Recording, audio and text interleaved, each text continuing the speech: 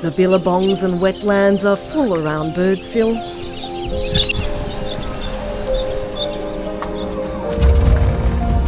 And if you take to the skies... Yeah, pretty spectacular coming up in the sunrise. A whole new world appears. Among the deep reds and browns of the Gibber Rock, first a hint, then an explosion of colour.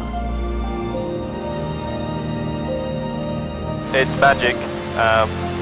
This landscape out here is it's an arid climate, so really to imagine that we can have this kind of flooding out here is quite spectacular. This is Channel Country, the deep, luxurious emerald green, divided by multiple channels and tributaries. From the air, they look like tiny capillaries of water. Hundreds, possibly thousands of them. Everything just reproduces and it just keeps on going while the water's there. While heavy floods in March devastated much of Queensland's northwest, the slow-moving waters are creating magic as they head south. Lake Makati is full to the brim, bringing an influx of bird life, almost every species imaginable. These sort of boom years where you actually do get quite a bit of water in the system are really important for fish breeding. Water birds come in and sit on all those wetlands and breed, so you get this big boom in productivity. Wangaguri Yalayanda elder Don Rowlands is also the ranger at the Munga-Thirri Simpson Desert National Park. Eyre Creek flows through part of it. Everything is tugger, so we just need to be able to feast on whatever the seasons provide, and the floods provide the best. He points out the numerous stone fish traps set up by his ancestors. You know, if you can imagine the old people sitting up there on the bank, kids running around everywhere playing. Yeah, it's coming home. Yeah, sorry. I love it, it's beautiful. But the free-flowing water has made the four-wheel drive sand dune tracks inaccessible.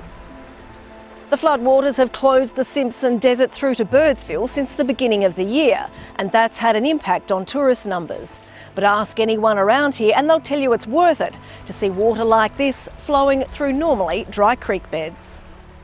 This is massive, but we love it.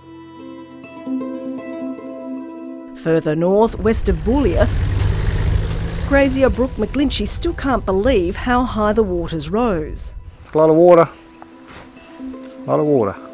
Though not as big as the 70s floods, it's the biggest he's ever seen the mighty Georgina River. An estimated 10 kilometres wide at its peak. Bedalia Station was already looking good after flooding in December. The arrival of more in March killed off much of the good pasture. All the feed in here went black just in about 3 days. It went from knee-deep green to black as your boot and just smelled like a pigsty, you know.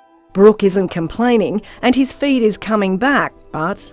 I was a bit of a bugger because you're not greedy, but it's like, you know, you only get so many floods, and to get 2 big floods in 1 year is it's a waste. The kids weren't about to waste any opportunity. I haven't seen that much water for a while. Actually, I've never seen that much water before.